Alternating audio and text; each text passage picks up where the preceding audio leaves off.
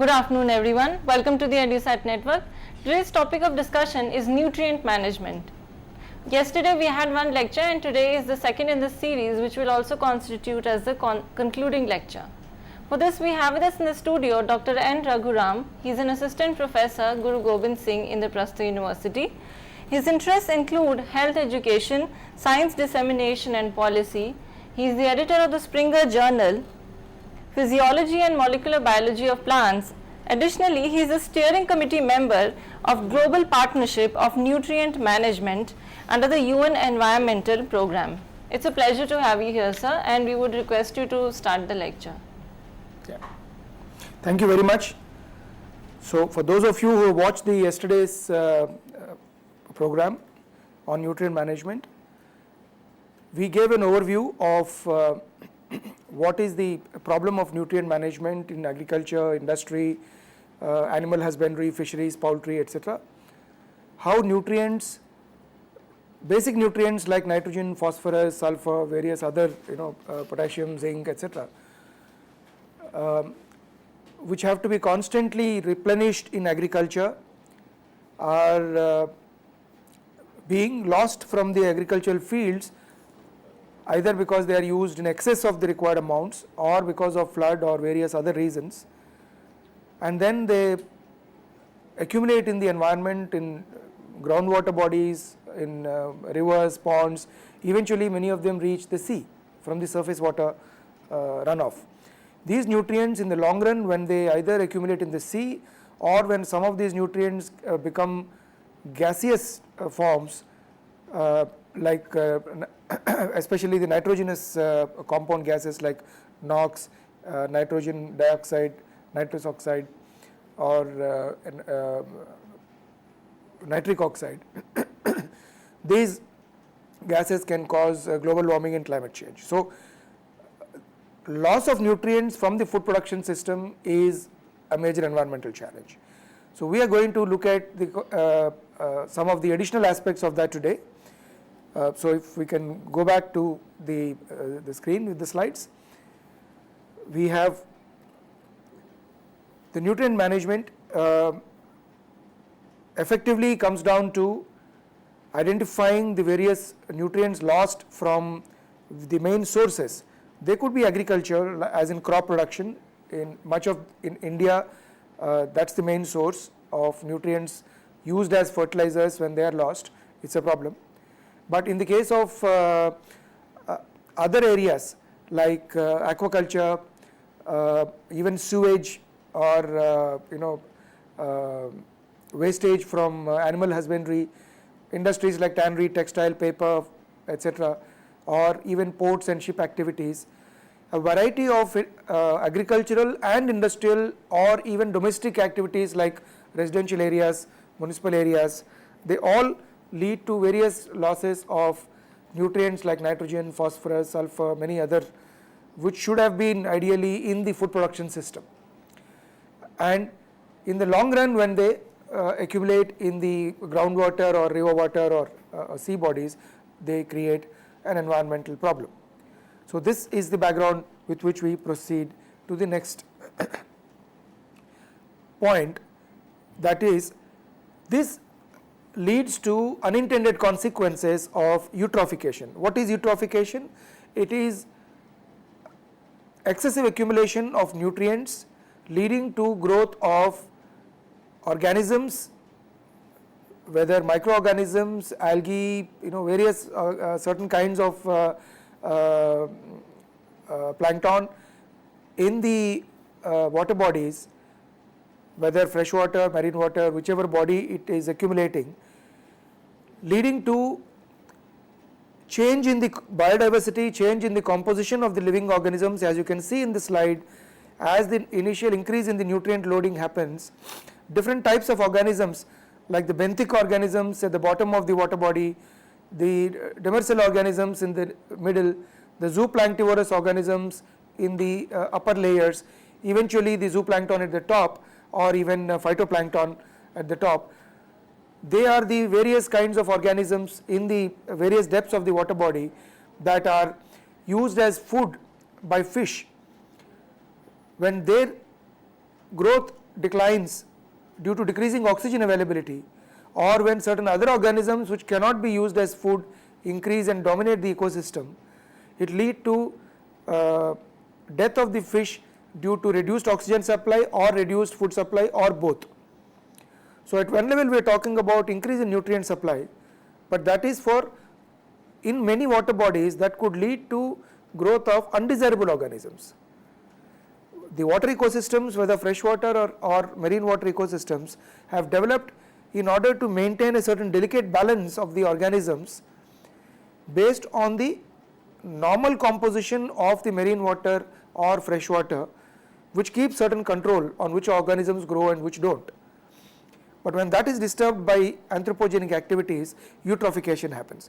Now, as nutrient loading increases continuously over a long period of time, the system approaches a saturation point, especially from organic compounds or the organic part of the ecosystem, including the living organisms, the organic compounds which are there in the system, they reach a saturation point. And at that point or beyond that point, organic matter is no longer recycled within the ecosystem to damage the repair caused by excessive organic pollution. So that's what leads to eutrophication, and in the case of this graph shows the production or fisheries yield, whether it is fish, shrimp, prawn, which are important for many fishermen communities' livelihoods, gets adversely affected when they can't catch fish in the place where they are used to catching, and they depend on it for their livelihood. In places like Manila Bay in the Philippines or Chesapeake Bay in the United States, or in other parts of the country or in India or other countries, there have been major pockets where water bodies, whether freshwater or coastal water bodies, have suffered such serious eutrophication that they led to fish kills, they led to the adverse effect on fishery communities and reduced fisheries productivity, apart from many other impacts on the ecosystem itself. It starts with harmful algal blooms, which also change the color of the water a little bit. This is called red tide.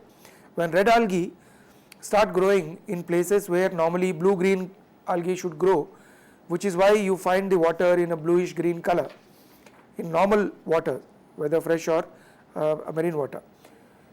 But when they start looking brown or reddish, you know that there is a excessive growth of undesirable or harmful algal blooms in those places.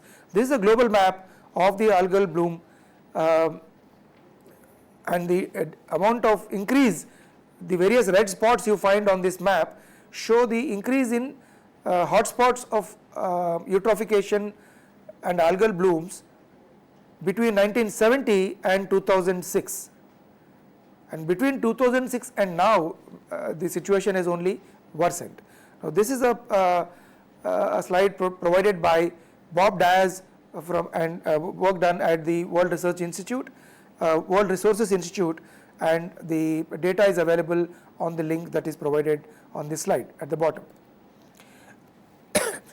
The consequences of excess nutrients can, however, be reduced. That's the good news. We know that excessive nutrients has created a problem in many parts of the world, but we also know that in those countries where this problem was identified in time and credible and committed action was taken in time and persistently pursued over a period of time, results have been found. So the good news is that some of these effects on the environment due to excess nutrient leakage from food production systems into coastal and marine systems can be reversed. Up to 60 sites in the world have been reversed in this manner. And Chilka Lake in India is one such site, which was at one point considered as an endangered site. It was put in a Ramsar list. It's a Ramsar site, which is a heritage site, but it was put in the Montreux record of the heritage sites under threat. But because of the action taken by the Indian government through the Chilka Development Authority, with the help of many scientists like us, the Chilka Lake has now been removed from the Montreux record, and it's now the fish landing has improved, the migratory birds landing has improved, and it is now a more sustainable place than it was till a few years ago. So we also have such examples of successful management of wetlands or ecosystems, which includes nutrient management in India itself. Now, as I said, one of the areas of nutrient loading, which is agriculture, where fertilizers used in agriculture and are not retained in food production systems and are lost either to groundwater or river or seawater, lead to a problem. Now, this is a global scenario. You can see three sets of bar graphs.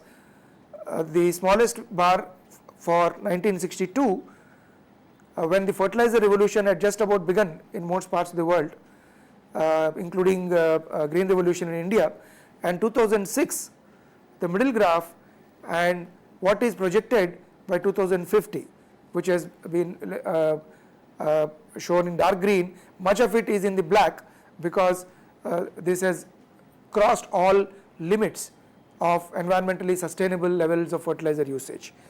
So by 2050, it is expected that we will cross annual fertilizer usage rate which is no longer environmentally sustainable.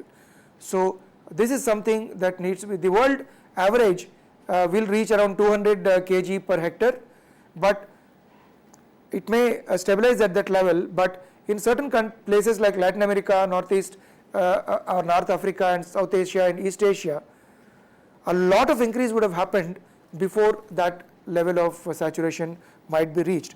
So it means that fertilizer usage has to be managed far more carefully. One must stop increase in usage of fertilizer in areas where already they have reached a saturation point. They should only use fertilizer in those areas, especially in rain-fed areas of Indian agriculture, where there is still a certain scope for further enhancement in fertilizer. We are not talking about reducing fertilizer throughout, we are just talking about reducing it only in the overuse areas and actually increasing it in the underuse areas, so that on a per unit area basis one can still get a sustainable usage of fertilizer. This is a report produced by many of us as a part of the International Nitrogen Initiative and then as a part of the Global Partnership for Nutrient Management, a document that was sought from us from the United Nations Environment Programme. This document puts together the current situation of the nutrient enhancement, nutrient accumulation in the world, in different parts of the world, especially the major nutrients which are currently a problem like nitrogen and phosphorus, and projects the future trends as to where we are going, and puts out regional scenarios and identifies certain actionable points that governments or intergovernmental or United Nations agencies can take in order to carry this process forward. This has been covered extensively in the media, in articles in Nature and Science and many other places have come. This is a recent development less than a year ago, and in the United Nations Environment Programme, under the Global Partnership of Action of marine pollution through land-based activities, the Global Partnership of Nutrient Management has been adopted as a major intergovernmental focal point of Global Partnership on Nutrient Management, and this document has provided the basis for it. What would be the tasks for an intergovernmental process to reverse the increasing nutrients in the environment and to replicate those successful examples over 60 sites that we talked about earlier in certain countries on a global scale? There would be the global assessment of nutrient linkages, the benefits, the threats, and what opportunities exist for green economy. One needs to investigate the practice options, identify the best practices or the bad practices, encourage good practices, deter bad practices, agree what are the indicators for each of these practices, and set the targets for improved management of nutrients. And each nutrient has its own challenges in this regard. We need to address barriers to change, whether it is the farmers, whether it is the industry, whether it is the poultry, aquaculture. There would be some resistance, some barrier to change, some adaptation would be required.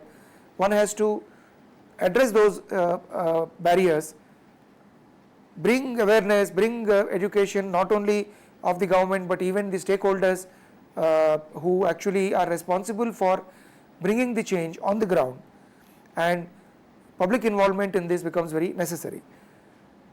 And then from time to time we need to quantify how much benefit has accrued out of all these activities to reverse the nutrient damage in each of the ecosystems. So we need to first start with quantification of the extent of damage as highlighted in the first bullet point, and then continue to do that assessment on a monitoring basis to check whether improvements have happened through various actions taken on the ground or not, so that one can also make course correction in the actions when required. So you monitor the time bound achievement, check the targets if they are achieved or not, bring course correction so that you really get the targets for the investments you make. This slide was provided by the chair of the International Nitrogen Initiative currently, Professor Mark Sutton from Edinburgh, University of Edinburgh, Centre for Ecology and Hydrology. Now, so this is the global partnership on nutrient management that I was talking about, which was put together in 2010 under the UN Environment Programme, Global Programme of Action for Prevention of Marine Pollution from Land-Based Activities. Ever since it was formed, Indian scientists, and through the Indian scientists, especially spearheaded by the Indian Nitrogen Group and the South Asian Nitrogen Center, of which I am the director, we are based in Delhi, we have been very closely associated with the partnership right from the beginning and its growth in India and in South Asia. We launched a Global Asia platform for nutrient management in 2010 June, when we held a South Asian meeting on reactive nitrogen flows and budgets.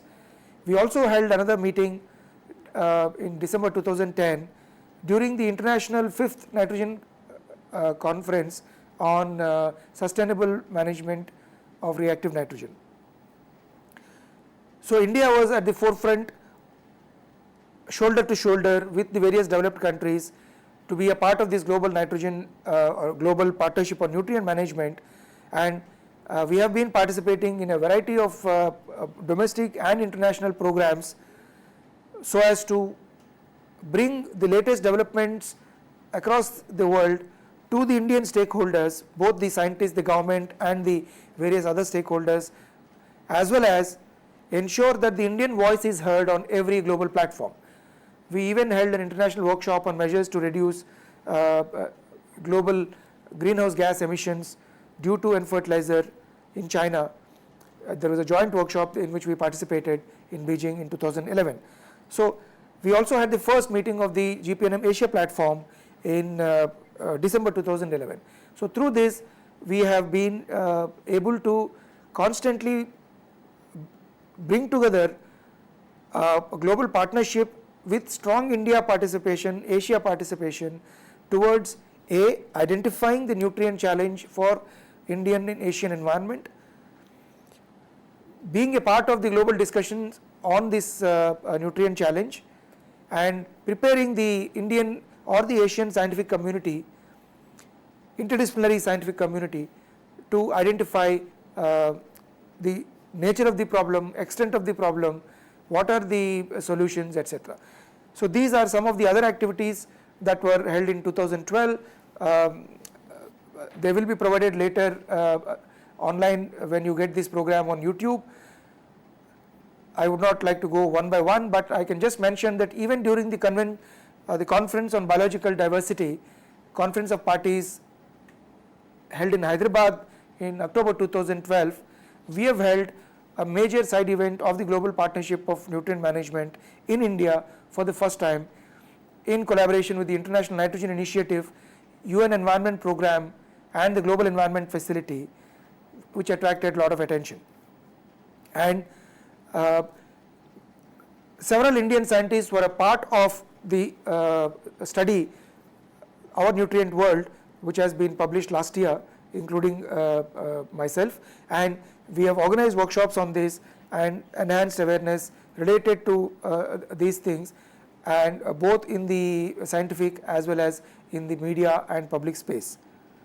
We are also actively involved in engaging the South Asian partners in the SAARC region, so that the nutrient management active team in India can gradually become a South Asian nutrient management team, so that we can use the intergovernmental regional bodies available in South Asia for carrying this process forward. So the Indian Nitrogen Group was started way back in 2004 under a registered society which was founded much earlier by name Society for Conservation of Nature. We have a lot of scientist members from a variety of branches of science.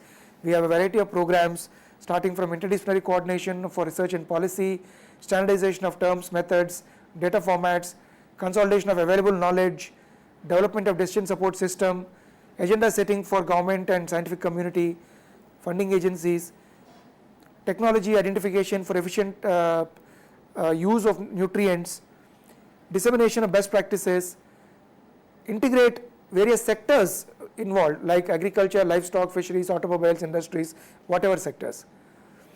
We have published up 20 different bulletins dealing with various sectors, how reactive nitrogen in India operates in various sectors, so that the world scientific community, which is starved for data on the current state of reactive nitrogen in India, is supplied of credible scientific information that can be used for more precise modeling of Indian situation of nutrients in general and nitrogen in particular. So these reports have been very useful, because many of the individual research papers that scientists publish don't give overview of the Indian situation, and people who are looking for the overview of the Indian situation abroad, making global maps, do not get access to such information. So we as a community are able to fill that gap. We have also published a variety of other documents for Indian academies like the National Academy of Agricultural Science. We produced books, special reports, even a special issue of India's best known science journal, Current Science, that reaches out far and wide in India and abroad. Now, one thing which we need to understand is that the attempt to address the nutrient challenge requires many different approaches from different disciplines, from different institutions, from different bodies, both national, regional, state level, or at the global level. So it is very important to recognize, as you can read there, the reactive nitrogen management requires understanding of the nitrogen cycle. This could be same for every other nutrient. Every nutrient cycle needs to be understood. If there is emission involved, gaseous forms involved, you need to understand that. If there is climate change involved, as in the case of nitrogen, you need to understand. Or in case of phosphorus, it is more into groundwater and surface water.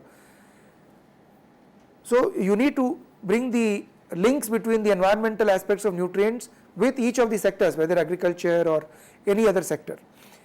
And you need to trace back the loading of nutrients happening in the marine and coastal regions onto the activities of the land.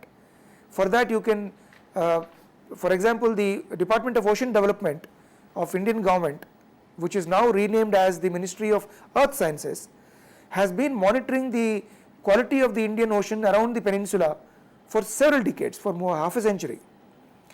But now it is called a Ministry of Earth Sciences. It needs to trace back whatever damage happening to the quality of the water in the oceans onto various activities on the land. So we scientists are helping the Ministry of Earth Sciences, actively collaborating with them in trying to link the nutrient loading between the land and what is the sink where it is reaching in the sea. Various ministries are involved in this, those who deal with pollution, those who deal with agriculture, industry, etc. And you need national, international approaches as well. You need synergy. People have to synergize these efforts, make sense to one another in order to make a difference for such a complex problem like this. As you can see, the inputs into coastal environment of India, we have put together all the available knowledge, some of which I have shared in the previous presentation. What is the nutrient or other inputs into coastal environment, into the sea on either side of the Indian peninsula? You have a lot of sediments coming from various rivers, and sediments also bring nutrients traditionally. And industrial effluents, you see the quantum there is quite shocking. 1600 million tons of sediment is brought every year into the sea from various rivers in the Indian peninsula. Sewage, 1.4 into 10⁻⁶ million tons.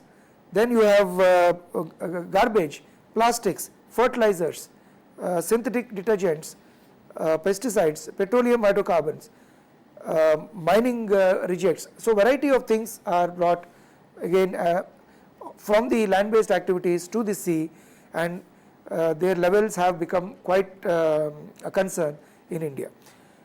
If we can go back to the slide again, the world's largest natural hypoxic zone develops seasonally on the western side of the Indian peninsula, but it is not constant. It comes for a certain time of the season and goes because of the tidal action.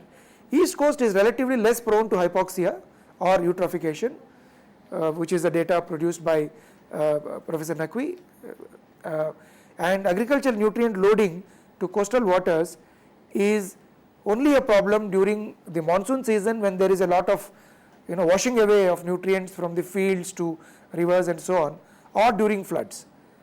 This is not a problem that happens throughout the year, and that's an important thing to remember, because if you want to control nutrient loading, you should know into the sea, you should know that it is the monsoon when you should be the most careful. Rest of the time is not such a big problem. Similarly, sewage is also one of the single most important sources of pollution to the coastal waters from the land. Now we have also looked at the available information on what is the current level of nutrient pollution in various rivers and groundwaters in the various agrarian belts of India. This slide may or may not be readable, but is just to tell you that the bar below talks about Kaveri basin and other river basins like the Brahmani, Ganges, Brahmaputra, so each river basin has been captured, the entire agricultural basin around that river area, and the table gives the actual measurements of nitrates, the concentrations, the ground in the river water or groundwater measured in those areas. So we have a sketchy picture of what is the current level of leakages of at least nitrogen as a nutrient from various sources, agricultural or other sources, into various river and groundwater bodies in India. For example, in the case of if we can go back to the slide, what is the current flux of nitrogen or phosphorus, two major nutrients about which we have been looking at, because these are of major concern as of now in each of the major river basins. These are the quantities in terms of teragrams per year of nitrate and phosphate in each of the river basins, and for some river basins data is not available, but for others what is available has been shown here. Now this is a model of 4 different types of fates of reactive nitrogen in the rice wheat agricultural system in the Indo-Gangetic plain. So this is not a model for the whole country, it is only for the Indo-Gangetic plain. The nitrogenous fertilizer that is used, what happens to it is what has been shown here. The darker the red color, the higher the amount. So that's the basic thing to remember. The rightmost bottom corner shows that the amount of nitrogen that is taken up in the agricultural system is shown there, whereas the other three maps show you the amount of nitrogen lost either through gaseous form of volatilization or through bacterial denitrification in the soil or leaching, just plain leakage through the water to the groundwater table or river water table. There is also a lot of coastal vulnerability to nutrients, nitrogen and phosphorus, something that I have talked about in the beginning on the world scale. Now we are coming specifically to the Indian situation. The estuarine and the coastal systems in South Asia are essentially nitrogen limited, which means these ecosystems are undamaged primarily because earlier the nitrogen nutrient availability in those systems was low, which means the moment you increase nitrogen, they are prone to damage, and that's exactly what seems to have happened. So we can go back to the slide. See, the estuarine and coastal systems in South Asia are nitrogen limited, therefore nitrogen loading can cause trigger algal blooms, eutrophication and other damages to the marine environment. Now some of the estuaries studied, especially in the Indian coast, phosphorus limitation is also seen, which means phosphorus loading into those ecosystems can certainly change the whole character of the ecosystem. That's a very important thing that we should remember. Now there was a South Asian study that was taken up by the intergovernmental body called the South Asia Cooperative Environment Program. Now this is a specialized intergovernmental South Asian body set up by the SAARC countries, that is South Asian Association for Regional Cooperation. This body is based in Colombo in Sri Lanka, but it serves the environmental cooperation needs of the entire SAARC or South Asian region.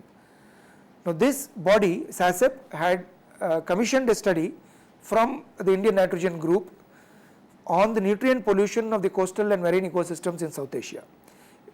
We could only study India, Bangladesh, Sri Lanka, Maldives and Pakistan because some of the other countries' data was not sufficiently available. We were able to at least put together the current state of knowledge and the preliminary recommendations based on the identified constraints on the state of nutrients in these countries of the South Asia. We could identify technological and management measures for coordinated action for a regional intergovernmental approach so that governments of South Asia can together come and take their own regional actions without waiting for a global program to tell them what to do. These regional actions and regional cooperations are very important because they can then take those actions depending on what they think is their best interest for the region. There may be situations where a certain global slogan adopted or a certain global policy recommended that suits certain countries may not suit certain other countries. So in order to achieve the delicate balance, regional cooperation, especially around the seas like around the Indian peninsula, because that covers the Bay of Bengal, Arabian Sea and the Indian Ocean, becomes very, very important.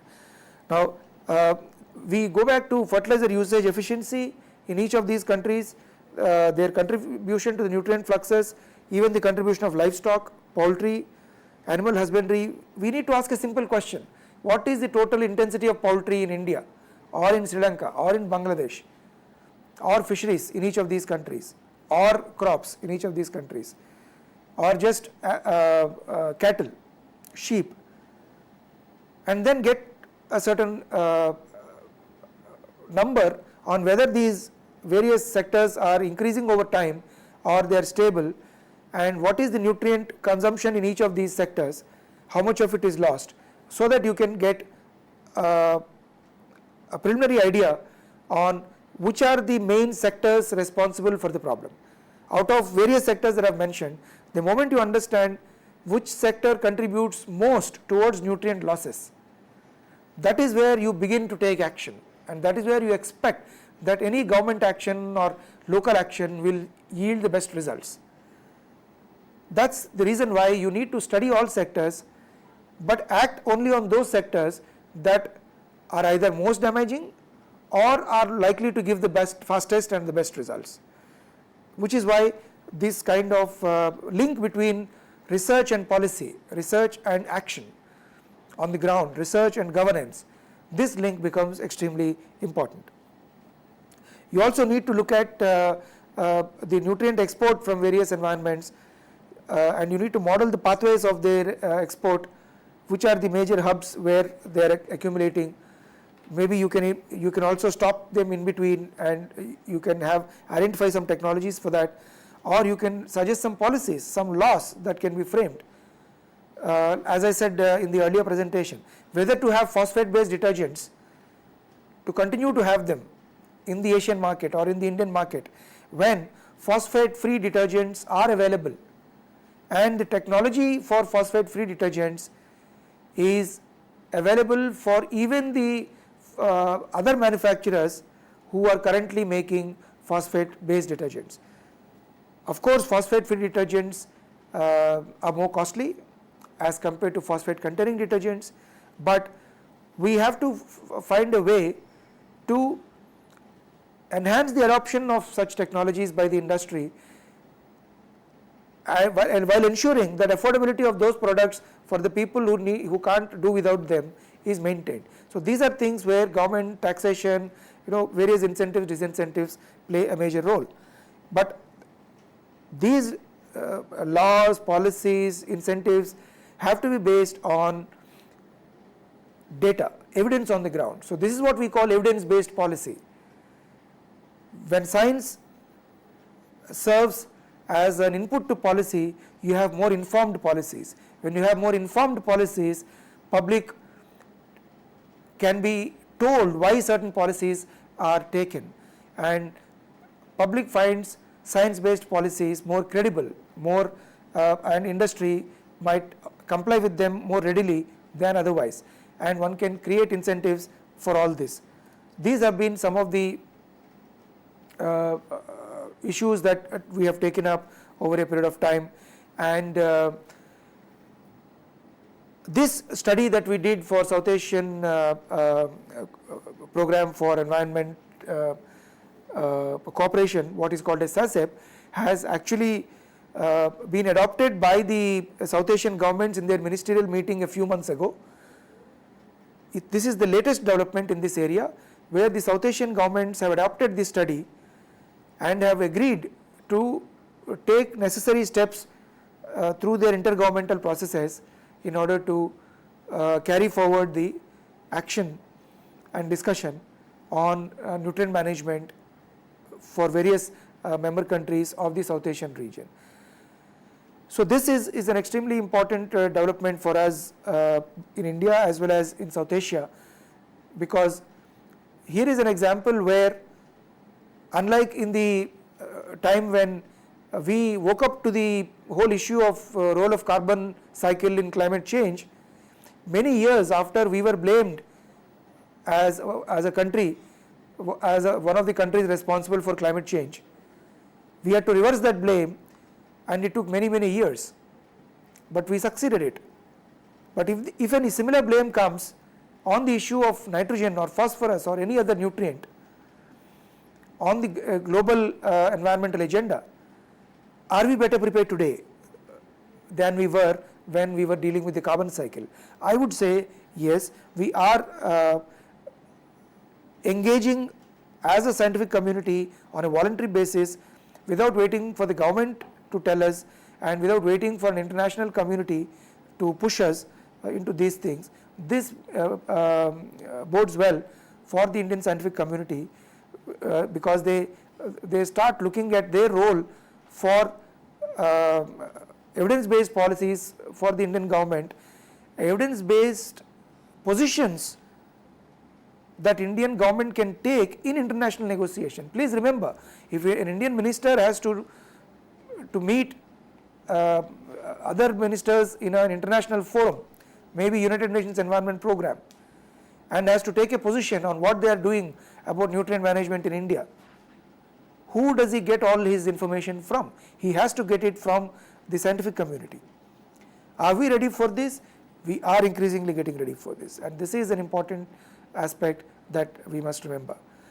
And as the world becomes more and more closely knit community, and as scientific communities start becoming more and more well knit through the internet, through the international associations, academies, even voluntary bodies like the International Nitrogen Initiative, or as scientists become part of global partnerships like the global partnership of nutrient management that I have mentioned, you will have more informed basis for governmental decision, more important basis for industrial action or agricultural action or environmental action. And in the South Asian nitrogen assessment, which is currently underway, I have shown bits and pieces of what we have picked up from different parts of India. On the right side, you see the various shaded river basins which form the entire Indian subcontinent. And these river basins, if you have to really understand the total nitrogen cycle or phosphorus cycle or any other nutrient cycle for the whole India or for the whole of South Asia, it is best to study on a basin to basin approach, on a river basin to river basin approach. We need to be able to look at the technologies,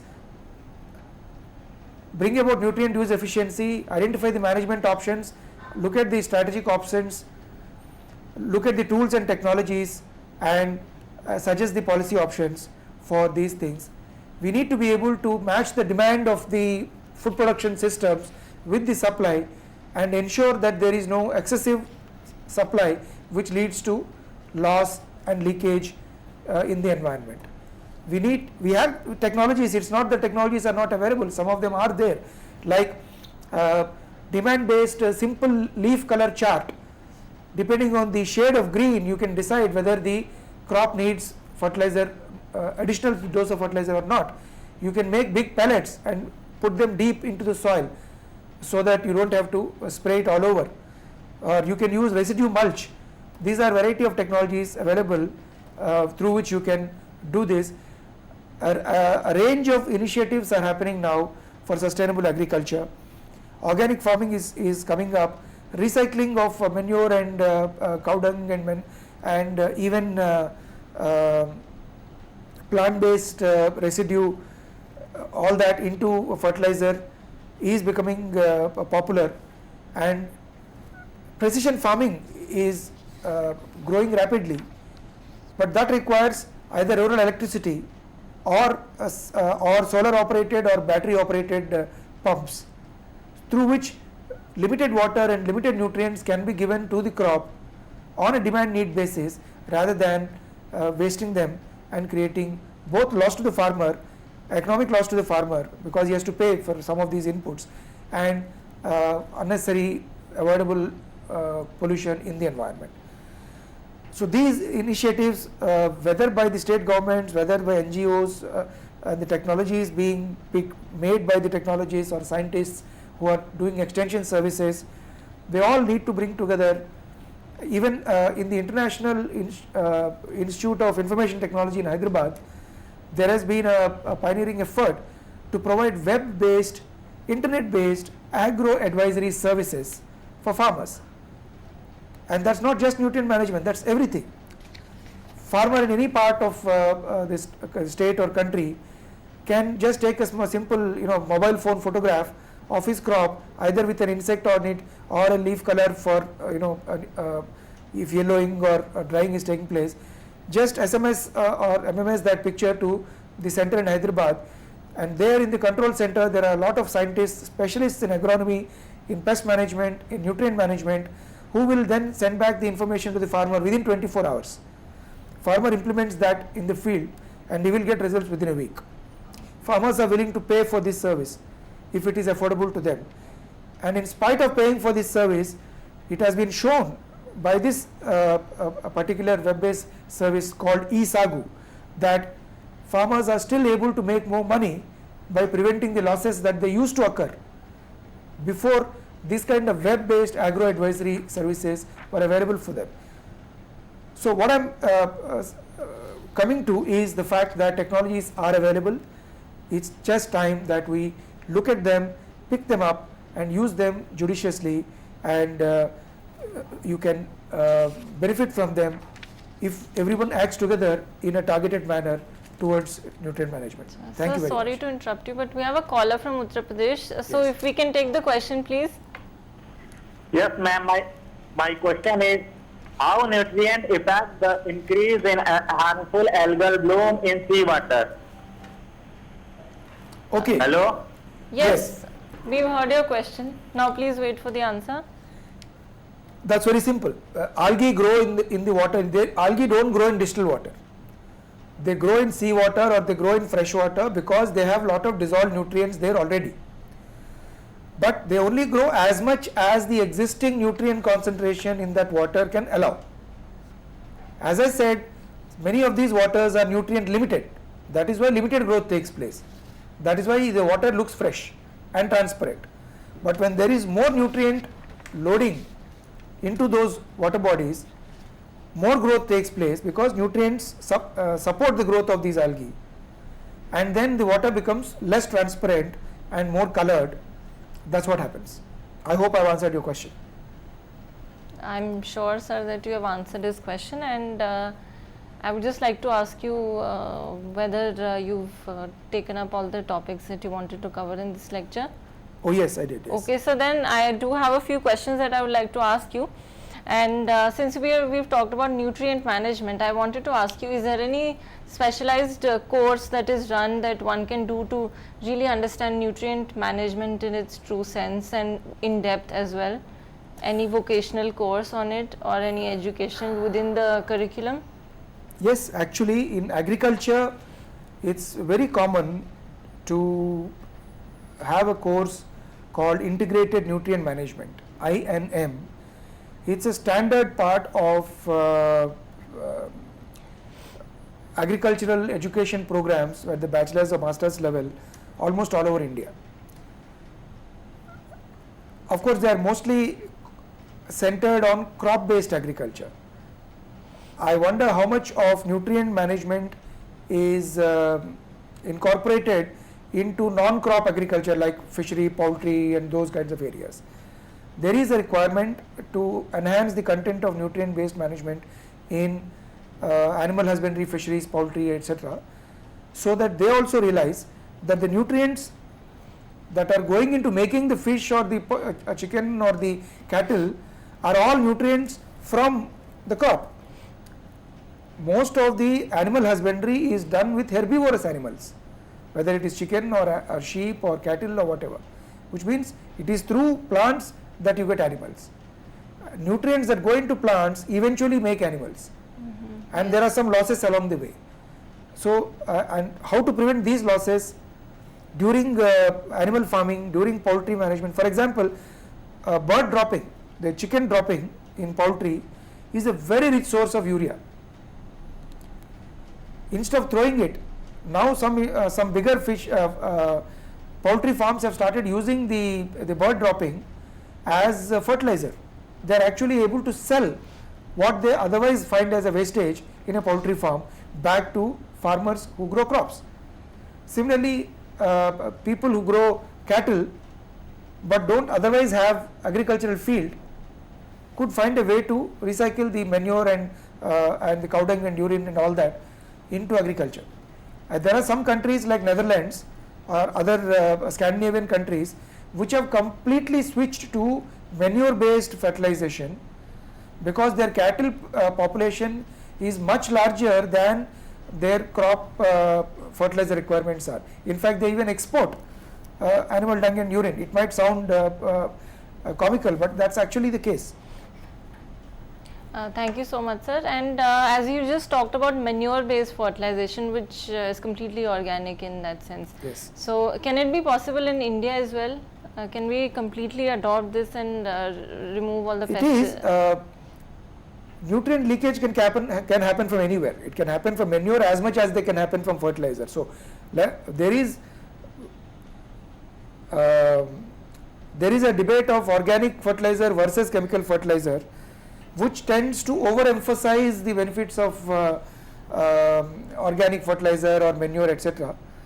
Nobody is denying that, but you have to look at whether the total amount of organic fertilizer or manure or compost or whatever you can generate and the total demand for fertilization in the field, are they matched? If they are not matched, you have to put chemical fertilizer. There is no escape. And the other issue is, do they match at the local level? You may have lot of demand in one district or one state for a lot of manure and dung, but a lot of cattle are produced in another state. How do you ensure that there is collection and transport? So some bit of synergization would have to be done. Planned agriculture is possible. In fact, the best form of agriculture as is understood today and as propagated by MS Swaminathan Foundation is one that integrates animal farming with crop agriculture, so that there is internal recycling of nutrients, there is minimization of wastage, and there is sustainable environment as well as sustainable livelihood for the farmer, because when there is a drought in the field, he can live on the cattle, or when there is a problem with the cattle, he will have something coming from the crop. So it's also beneficial for the farmer, for the livelihood of the farmers, especially in rain-fed areas. So there is a lot of thinking going on in terms of integrated planning on all these areas, and integrated planning is the best way also for nutrient management. Right.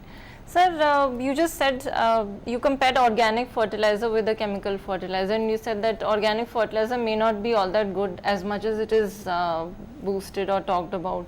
Is it true that it may also have certain side effects or leading to the leaking of nutrients? Well, yes and no, in the sense that as I said, leakages can happen from any source of fertilizer, whether organic or chemical or biofertilizer also for that matter. Even crop rotation with pulses can also lead to some leakages. That is why the next crop has some nitrogen in the field after the pulse crop. Why? Because there is a leakage of nitrogen from the pulse crop to the soil. Therefore, leakage happens with every system. But if the system is limited in the matching the usage between demand and supply, then the leakage is minimized. It's as simple as that. You just match the crop demand or the demand of the whichever farm, animal farm or plant farm, with the amount of nutrient it needs, and keep track of wastage and recycle it if you can. That's about it. Whichever kind of fertilizer you use, no problem. In case of human wastage, for example, human fecal matter can also be used as fertilizer. But the difficulty, in the good olden days, people used to go and defecate in the fields. But that's not a very, chemically it's a good, it is a source of fertilizer, but human fecal matter or other animal fecal matter can also bring lot of harmful bacteria and coliform bacteria, and there could be health problems with that. So if you really want to make organic farming on a large scale, using manure, cattle or human or other forms of urine and fecal wastes into manure, into fertilizer, you need to be able to process it in such a way that it is rid of any other health concerns. And also you need to have quality control, whether all the nutrients that are supposed to be there are there or not. Then they are definitely as useful or more useful than chemical nutrients. Otherwise they have their own package of problems. Right. Okay. Thank you so much, sir. And another question that I have is that you were talking about web-based agro advice services, that Yes. one could get in touch with the team of experts on Yes. the web and get help regarding their queries. So, sir, considering that these problems occur to farmers, how often is it that they get in touch with these teams? Is it really getting a good response, or it's still struggling? Well, my friend Professor P. Krishna Reddy, who developed this whole service, he is a computer science engineer who developed a database management system from which he developed the agro-based advisory system. He has demonstrated that system, ran it for several years successfully, Many districts of Andhra Pradesh have adopted it, many farmers have benefited from it. He got national and international awards for this work. But nobody is coming forward to replicate this example and take it up and implement it on a large scale. A scientist can give you a solution. He can demonstrate that solution. He can package and improvise it with tweaking all the troubles. Can a computer scientist run an agro-advisory service all his life? Shouldn't we allow him to develop other things? Somebody has to come forward. Either the farmers associations can come forward, or the government can come forward. They can take up these things. He has been asking government and the agricultural associations for a long time, and eventually I'm told he is floating that as a cooperative company so that it can run on its own. One has to wait and see how it works. But these kinds of there are examples of bio villages developed by MS Swaminathan Foundation. How much could we replicate these examples? When you talk about knowledge-based policy, knowledge or scientists or technologists can give a solution, can demonstrate it on the ground, right, but it has to be replicated. So there is a call from we are Kerala. getting a caller from Kerala. Hello. Yes.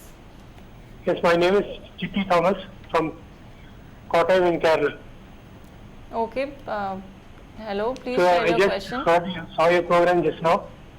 Okay. Thank you. You were talking about fertilizers. Yes, we were talking about So- fertilizers. So it has been advertised in TV, some TV programs, that you can spray chemical fertilizer, urea, etc., directly on the leaves. So I would like to know if I tried it, but it was a failure. Small plants got burnt off. Am I mistaken? Okay. Spraying fertilizers directly on the leaves. Okay. Hello? Yes. Are you through with your question, Mr. Thomas? Yeah, I'm through with the question. Okay. Okay. Thank you so much. Now, you're talking of top dressing, what is called as top dressing. Instead of giving urea either as a spray or as a particle on the soil, you are also putting it as a foliar spray, right? This is called top dressing. Ideally, in top dressing, urea, only very small amount of it is converted into the usable forms directly by the plant. When you add it in the soil, urea partly is converted by bacteria into nitrite and nitrate, and then make it easy for the plant to take it. Whereas if you put directly urea on the leaf, there are no bacteria there to help the plant to use it. So if you have to do foliar spray, first of all use it very limited, because foliar spray can also lead to aerosols and losses, and instead of urea use ammonium nitrate. Okay, sir. That is a better fertilizer. Sorry to again interrupt you, sir, but we have run out of time. Sure. And I hope that the following questions were answered, and we also would like to thank you for calling in. And finally, thank you so much, sir, for being My here pleasure. and for spearheading this series on nutrient management. Thank you for watching and have a nice day.